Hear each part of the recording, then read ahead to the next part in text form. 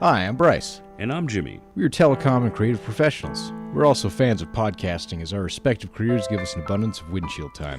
While there is a podcast for just about any obscure topic you can think of, there was no regular podcast pertaining to Montana politics. And that is why, with our combined powers, we are Montana Voices Podcast. We strive to be an independent voice for all issues pertaining to Montanans and Montana politics. We also strive to be very forthcoming with our personal biases as we attempt to see beyond them. Montana Voices Podcast does not operate in a vacuum. We need your support, whether that be listening to our cast, providing us feedback, sending us conversation topics, sharing our content, or providing financial support. We look forward to a long career in podcasting with your added assistance.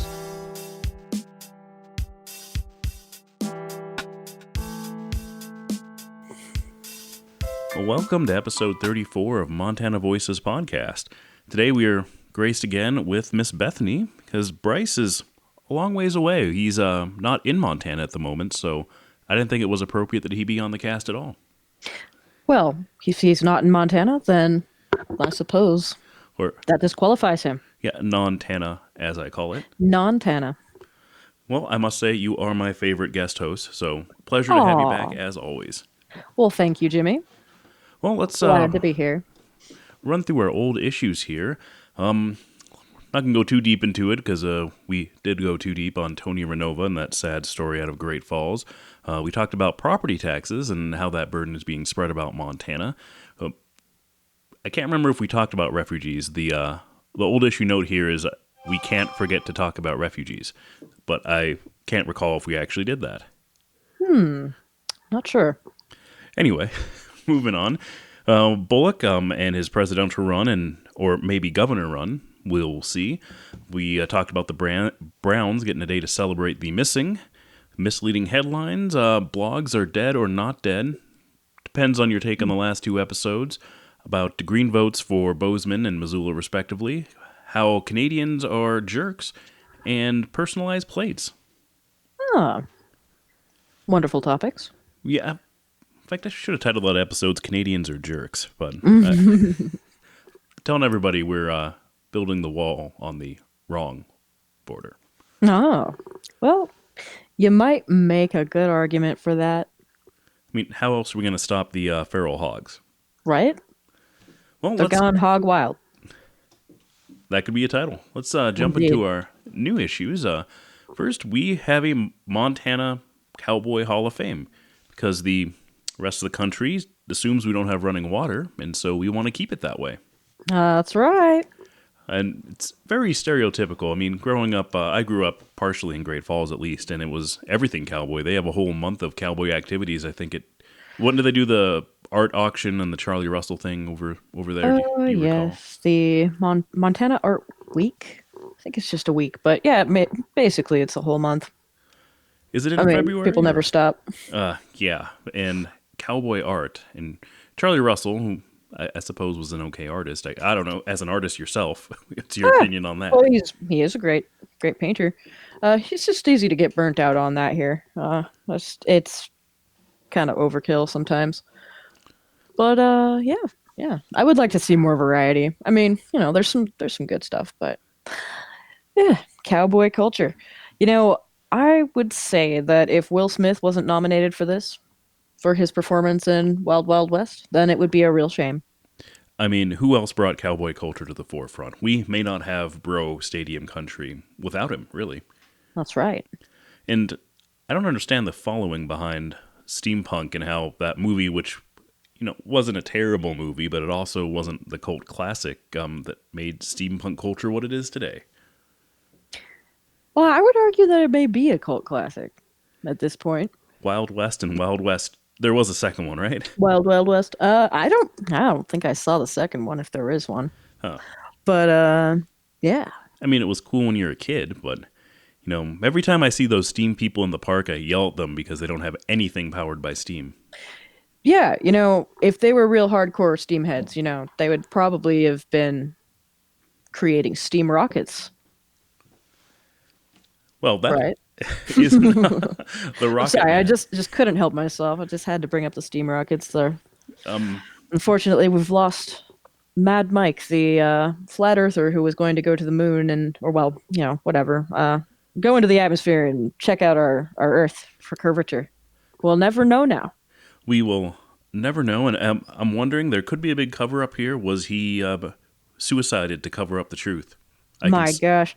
Well, they saw that he didn't die in the last two of his rocket launches, so they knew he was getting too close to success. They had to get rid of him. Didn't he nearly die on one or both of those? Or he got injured at least? Not sure. Not sure. I was just surprised that they were considered somewhat successful. Apparently, he didn't get high up enough, though. He was trying to do that this time. Well, our hearts go out to his family and the flat Earth community, which is thriving, unfortunately. Well, what can you do? Well, let's dive right into some hot water. Right from your neck of the woods, former Undersheriff John Stevens was charged for felony theft. Guess he did not return some of his service weapons, and he had a number of charges for that, and he believed that he should be able to block inquiries into that. But apparently, the court system disagrees. Oh, I'm glad they disagree. Really, that guy looks like someone I would definitely avoid. But regardless of that, He used to be your undersheriff. he looks so mean. Well, he's in a mugshot there. I mean, it's Well, not I like guess they you're gonna took his look pretty yearbook unhappy photo. if you're in a mugshot. I don't know. I wish he'd smile. But anyways, cases like this are exactly why we need transparency and accountability from law enforcement. It's no wonder citizens struggle to trust police when they could potentially be shot by a gun illegally smuggled out of a police department by someone like this. Seems pretty careless, Got to be careful with those firearms and whatnot. It's just very concerning. We should be very Liability and making sure we're very accountable for things like that. And this one is really hot off the presses, but I don't know if you heard Missoula. Downtown was in a lockdown, 8 city blocks of it here because a cop thought his window was shot out. Oh, wow. It was not. Yeah. That was about a week ago, and it was not. They x-rayed the vehicle. They found no bullets or bullet fragments. Windows do sometimes break. Yeah, this is true. Especially in winter where there's gravel all over the road. Well, that's a very good point. Huh. So, Or it was an ice bullet from an ice gun. ice gun. The perfect crime. That's right. No prints, no nothing. What a gun. Well, no bullets found, and, the Missoula police were quick to point out that other than inconveniencing just about everyone, that there was no harm in taking these measures, and they said the reaction was appropriate. And that's hard to argue with, but you would think that you can pretty quickly distinguish a gunshot from a window shattering. Yeah. Yeah. Well, that's just a huge inconvenience for everyone, I'm sure. Well, everyone downtown it is. Well, moving on, there is a war on wood. And as I was researching this, it feels like more and more that there really is, unfortunately. This one is specifically talking about the Townsend sawmill that's going to be closing. And they're only using a handful of jobs. I guess they can employ several hundred people, but they've been running a single shift in the last couple of years. I guess sourcing wood has become a problem for them. Yes. Well, sucks that people are losing their jobs. Sounds like they're having a hard time getting enough wood. Well, there's plenty of it. They're quick to point out that it's an environmentalist fault, of course. Well, yeah. Well, times change. Yeah. Might just have to figure something else out.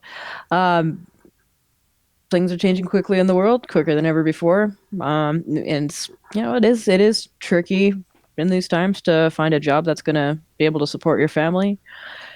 It's harder to come by, and you just got to adjust. Unfortunately, that's it really sucks, but Yeah, that is a good point. And the changing times is something we've discussed at length here. But there used to be a time not too long ago that you had a job, and that's the job that you had for life. And whether that be a coal mine and it's for life, or it's one of those tough manly men jobs, we'll say. oh yeah. But Yeah, the well, I times definitely feel for those people, but yeah, unfortunately, things are not the way they used to be, and Yep, just gotta adjust. That's all we can really do.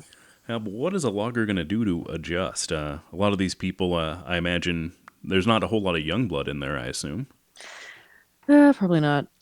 Well, it does sound like there were quite a few, employees that were offered, relocation to a different place that's going to be a little bit, Until that place shuts down. yeah, until that place shuts down. Well, I'm glad that they're going to have, they're going to be able to adjust, but yeah, it seems like it would be a difficult thing. I guess, re-education, et cetera, et cetera. But Yeah, yeah, re-education, but but you gotta you're pay for that, if and you're 50 and for the last, well, maybe not the last 20 years or 10 years, you thought you would be retiring at the sawmill, hmm. but at least until you could no longer, I mean, you do get the plasticity of the brain as you get older. You slow Well, down a that's bit. true. There's some truth to it's hard to teach an old dog new tricks. Well, that's definitely true. I mean, even if they Well, saw the writing on the wall 10 years ago, imagine forklifting yourself and while employing yourself, supporting your family at a sawmill, trying to, I mean, you can't really go to college. It's a pretty demanding job that's not going to schedule around anything, I would right. think. And so you're kind of stuck. I mean, Well, I suppose I don't know. I'm looking forward to that universal basic income becoming more of a thing people talk about. is anybody Yeah, it gets to talking a about certain that? point. What's that? Is anybody talking about that? Well, I It wish they was would. it was Yang who brought that Oh, forth, of and course, yes. but Good old Andrew Yang. yeah, Yang is no longer in this running. Yes, very sad, but I'm positive that some of the ideas that he's brought up are going to come back up again. Um, and yeah, I mean, when things are changing like this, and you're right, there are some people that are going to have a really hard time adjusting. And that's, I don't know. I'm thinking that that could be something in the future that helps people to get by during times like this. And, they could potentially figure something else out. But in the meantime, at least they would be able to survive and scrape by. Because, yeah, it's pretty hard to, if you've worked at a place like that for quite some time and you were planning on retiring there, that's a real hard thing to have to figure out. Real kick in reminds me sort of the last election that was. It's hard to defend Hillary, but I'll go out and say that the quote where she said she was going to put a whole lot of coal workers out of business. Yeah, I know you've Yeah, heard it 1,000 times. Of course, I don't think they like to hear that. well, yeah, and also it was completely taken out of context. The second half of the sentence was about education and how programs will have to support out of work miners. Right. So, that could be a thing, but I don't see anybody really coming after that would vote. I mean, I don't think our leader in Yeah. chief or president has mentioned loggers or anything. He, Nope, I haven't heard anything like that. but coal mines are sort of the staple where you say the coal miner, but Hmm. these guys are not getting that same attention for a job that I think is just as dangerous and was just as important to the country. I would agree with that. Well, Missoula is taking wood from us, or Missoula County is, specifically in the Sealy Lake region, where they are not going to allow new wood burning stoves. If you have an old wood burning stove, you can be grandfathered in, but they are citing air quality problems in the Sealy Lake region during the winter for the 10 people that live there. Well, come on, Sealy Lake, give these guys a break. You got to get these Townsend people giving you wood. You got to burn that wood, burn it faster, keep people employed. Yeah, they can do their part, or they're trying Yeah. to, but Missoula doesn't think they should be able to, and it sounds like that is, only Missoula would think there's a problem with. I think it's a very small percentage of people that one live in that region all year round. It's sort of a vacation region where people have their second or third homes, and they Right. come to do a short hike in the summer. And from what I understand, that's a pretty small area. There's not a lot of people there. There's I not, so Yeah. handfuls of homes burning wood, and this is the problem we focus on. Right. I would have to wonder if maybe the people who want this changed, or maybe they have some kind of stake in the best technology available, quote unquote, in wood stoves. Is big I propane don't know. at it Big, again? right. Could be. Um, it strikes me as odd that apparently they're not worried about fireplaces, just wood stoves. I don't know. Yeah, that's a good point. So Yes. this And is why also, people hate I would liberals, by say, the way, because stuff like this. yes, well, here in Falls, I'd have to wonder how their air quality compares to Great Falls with our refinery. You know, I Well, have to wonder. we got the wind. I think Missoula typically has the worst air quality in the state because we're tucked away in the valley, which keeps Uh, everything in. that would definitely make sense. If we get a bad fire season, it is terrible, almost Oh, unbreathable well, outside. yeah, that's that's not good. But Great Falls, I mean, it all gets blown away, hopefully to Canada. Hopefully, All take right, that, Canada. let's revamp the show on Canadian hate. Yeah. They're not a nationality or a no, they're not a race. They're a nationality, so I'm allowed to say I'm not racist. But Nah, nah. anyway, what other things Missoula's up to? We're gonna count deer, urban deer, Urban deer. which actually, you know, I wouldn't say a problem, but they are numerous, specifically in the South Hills around Missoula, and they're also absolutely fearless at all time. Most other deer are skittish and avoid cars, people, etc., or get confused when you're coming. These deers could care less that you exist. Wow. Yeah, I was gonna ask you about that since it's your area. They're pretty fearless, huh? Yeah, they don't even acknowledge you. Oh You don't wow. get a deer in the headlights, they're not going to stop eating in the middle of the road. Just keep your That's hay out very of the road. frustrating. Yeah, it can be, but you know, the people that live in the South Hills are doing all right, so maybe they can Good, they good. can handle a little bit of inconvenience. Perhaps so. Well, they did want to come live in Montana. That's what we got all that beautiful wildlife. Yeah, right in your front door. Indeed. Yeah, well, they should check out Whitefish. There's a whole lot of deer out there. My gosh, I have never seen so many deer. They're pretty fearless too. Are they They just kind of. agnostic to people? That's got to skew the hunting statistics because of, or do they know that they can't be shot next to a house? I'm not sure.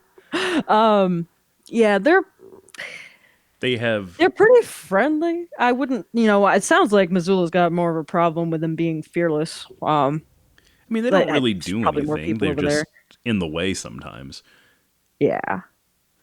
And you sometimes have to take your kids out of the park because there's a pack of deer.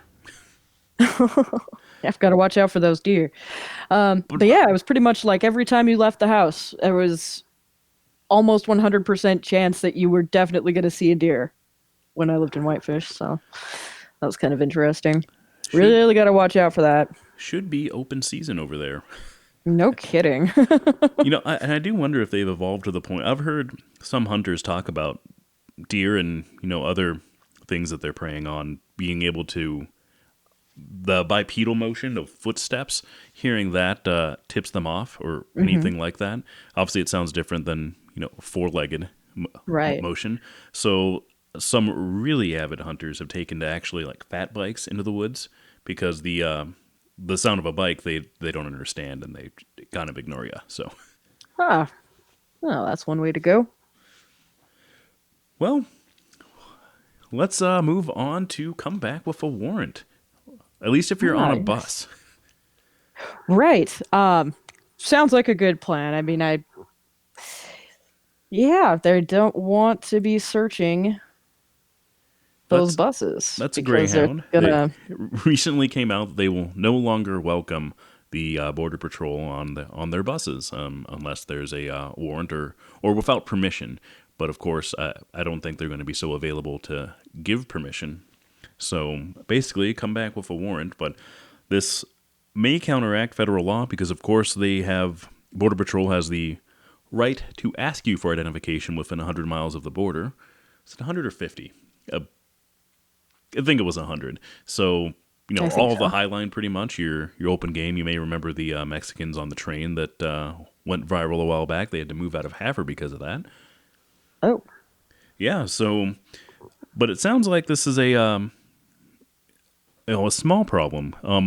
Or I don't want to say a small problem, but it doesn't happen so much within that 100-mile radius of the border. So Because there's what, one bus that runs from Havre to Miles City, if that. Probably something like that. I doubt it's more. But yeah, I would imagine that that would work out best for everyone trying to use the bus. To not have to have the whole schedule messed up with searches and whatnot. It probably hurts business, probably irritates people. If I knew there was less a chance of having to deal with something unplanned and kind of unnecessary like that, I think I would prefer to take a bus that is going to get me where I'm going on time. When I have to deal with this BS. That'd be Yeah, my but thought. that's, Greyhound does have the majority of the, bus market. I think like 75% or something like that. And apparently some smaller players in this field have done the same thing. Right. Not that they care about their customers. I mean, they've already paid, so what do they care? So, Right. but as far as bus scheduling, and it is a big inconvenience. What does a bus hold? 30, 40 people, and then you're gonna ID every single one of them looking for illegals? Yeah. That would be time consuming. And I mean, I imagine a lot of this bus stuff depends on getting to these places on time so you can transport people to their locations on time. Uh, yeah, it seems like it could gum up the works having to worry about that all the time. Well, I wonder if it'll affect trains as well. I imagine the Border Patrol is very disappointed in this, or they made a comment that they were disappointed that Greyhound would have helped people assert their rights. So, Well, I mean, probably I would imagine it would be less to do with the people, as you were saying, probably more to do with keeping to their agreements as far as when they're supposed to be places and whatnot, and what if this and not having bus to juggle. shenanigans takes a driver into overtime? That's money out of their pocket. Exactly. Yeah, that's definitely something that's gonna affect them, Oh, it could affect a lot. and it's unpredictable. You like to be able to know what to expect when you're running a business, so you can know what kind of costs you're going to be dealing with, what kind of time frames, etc.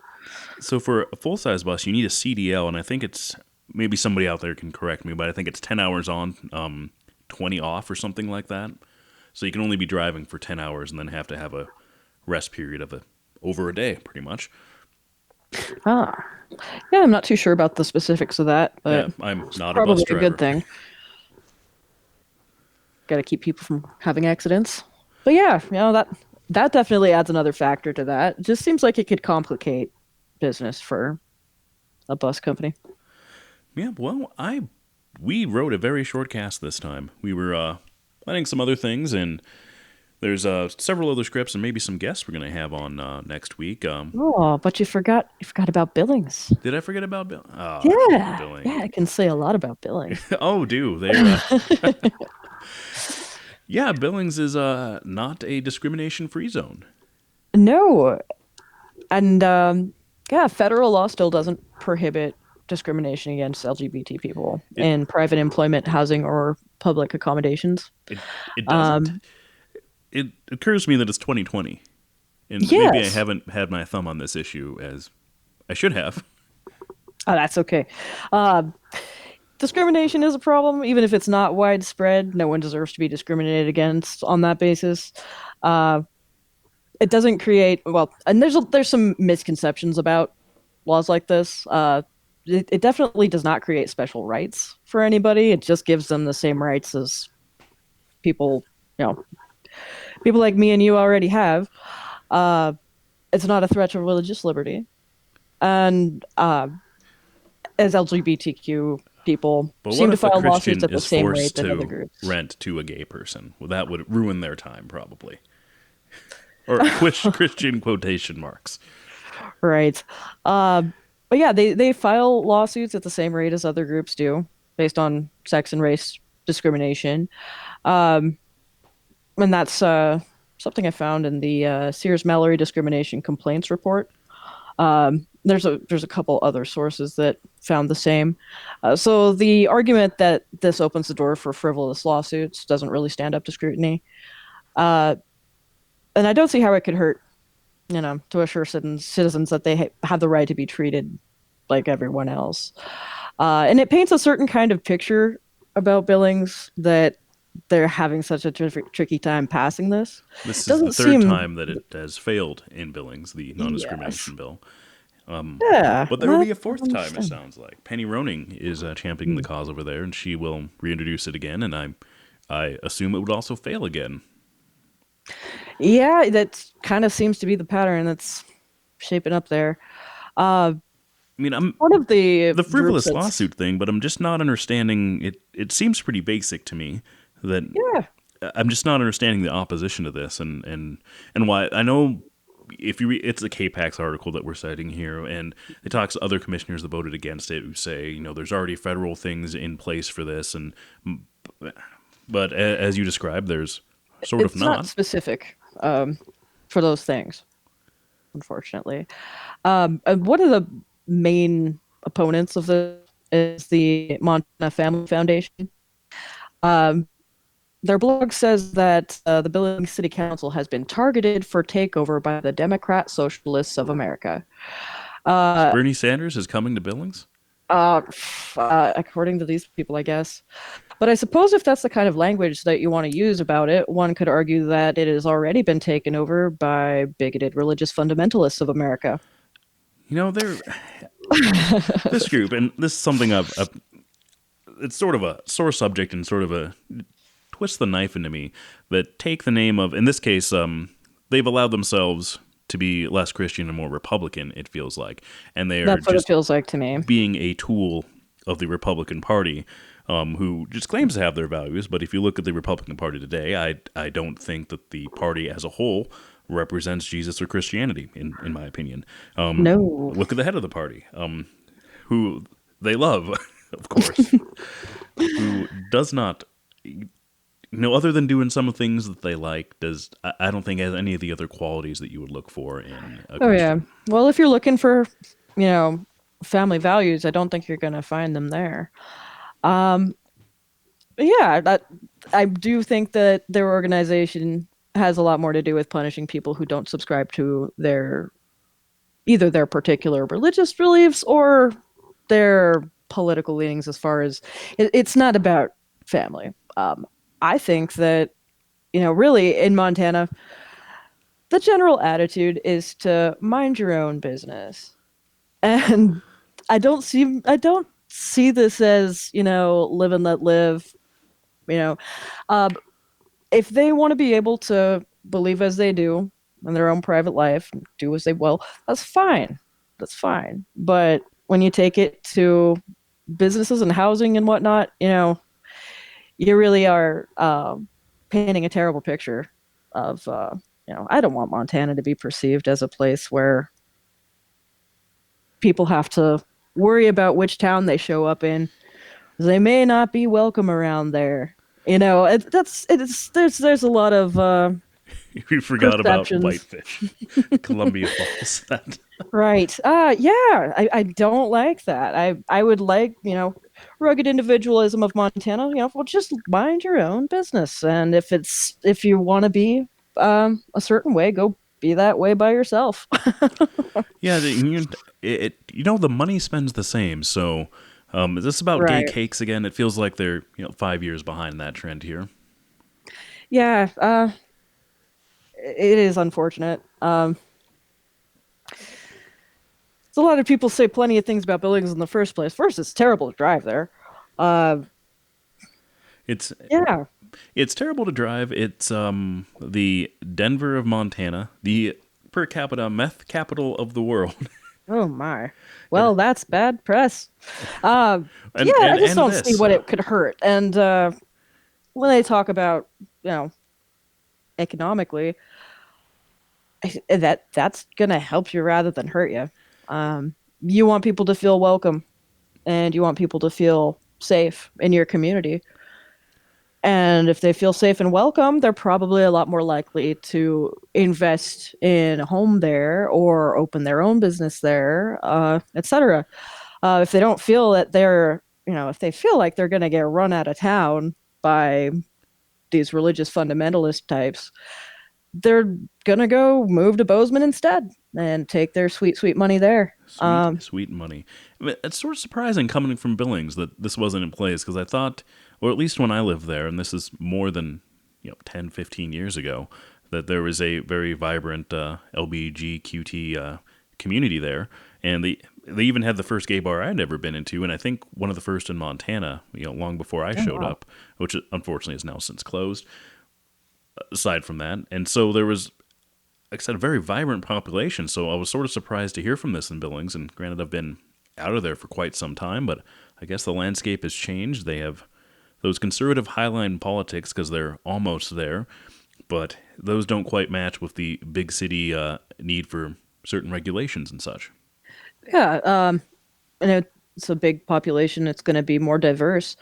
Uh, yeah, it's just really you'd have to kind of wonder maybe if this particular organization maybe is over. It's uh maybe makes it look a little bit more overly conservative than it actually is out there. Maybe this group just has more of a Billings, voice you're allowed to than hunt the average socialists over there, person. right? What's that? You're allowed to hunt socialists in Billings. Well, I don't know. You can hunt who you want. Doesn't mean you're not going to go to prison, but No, that was a different a matter of the Billings City Council. Was it the council member? We'll have to look that up. Don't quote me on it, but he was definitely on the right side of things over there, who took to Twitter to voice his complaints about socialists and how it should be legal to hunt and kill them. oh dear. He was refusing to step down, last I heard. Well, Yeah, so yeah, Billings, can't Montana. endorse that. People that are open-minded, take your money. I mean, there's even Great Falls has an ordinance. I read here, so Right, and that's surprising. fantastic. I mean, and it is surprising considering, Great Falls can be relatively conservative, and it does have a more of an aging population at this point. It's a good retirement community. Yeah, but And yeah, it just really feels kind of un-Montanan to me to be policing people's lives in their own homes. What they do behind closed doors seems kind of nanny state to me. well, they're Republicans in name only, so to speak, or certainly not very freedom-minded, I think. And I suppose you could argue the opposite, that forcing people to not discriminate against people that they, for whatever hatred they have, don't like, to force them to be reasonably accommodating to somebody that's different from them is, forcing them to do stuff. But, if you, I mean, if I you're feel if uncomfortable, you're dealing with the public and you're taking money from the public, well, you're gonna need to be accountable to the public. that's the exact same point I was going to make. I mean, if you don't want to make gay cakes, maybe you shouldn't be making cakes at all. Yeah, maybe you should just make cakes at home. Yeah, exactly. So going back to Great Falls, I was surprised that they had ordinance, and a handful of other places, and even some small towns. That, I was surprised even this came up, because it is sort of a larger place issue. Because in a smaller town, I doubt anyone would care. So Right.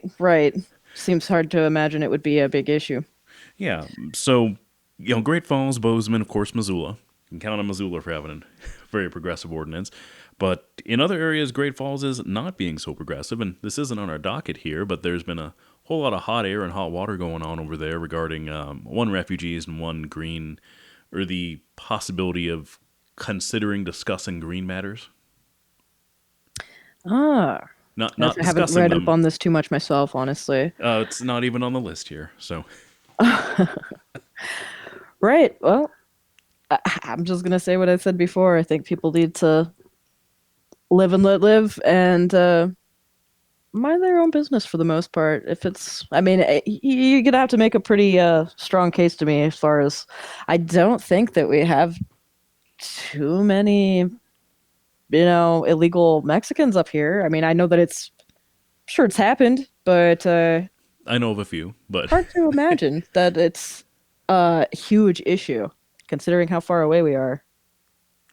yeah, I'm more worried about the Canadians once again. Right. I will remind everyone that the majority of the 9/11 hijackers came in through Canada.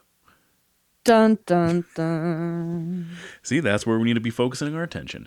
But Right. yeah, Mexicans and other just issues that aren't really issues. They're sort of the talking point, the beating of the bush issues that certain people that don't have a policy of their own try to bring to Montana when we have a completely different set of issues that we're trying to work through.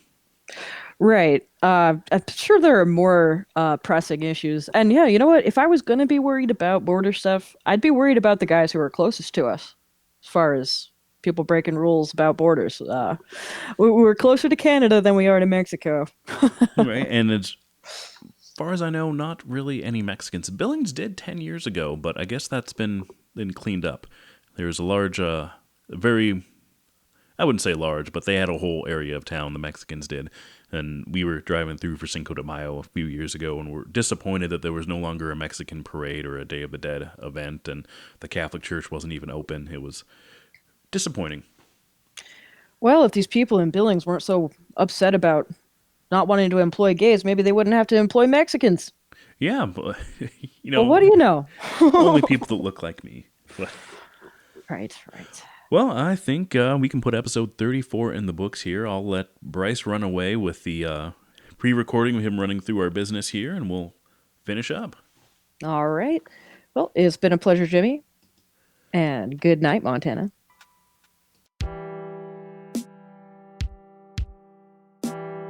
All right, so once again, you could probably just edit this out instead of having to record it every time. But if not, we'll do it live. We plug straight in, no effects. You're probably listening to us on our website right now, montanavoicespodcast.com. If you'd like to be on this wonderful show, or if you have any questions or comments or concerns, you can email us at montanavoices@gmail.com. Our Twitter feed is going to be @Montana_voices. Our Facebook account is @Montana Voices Podcast.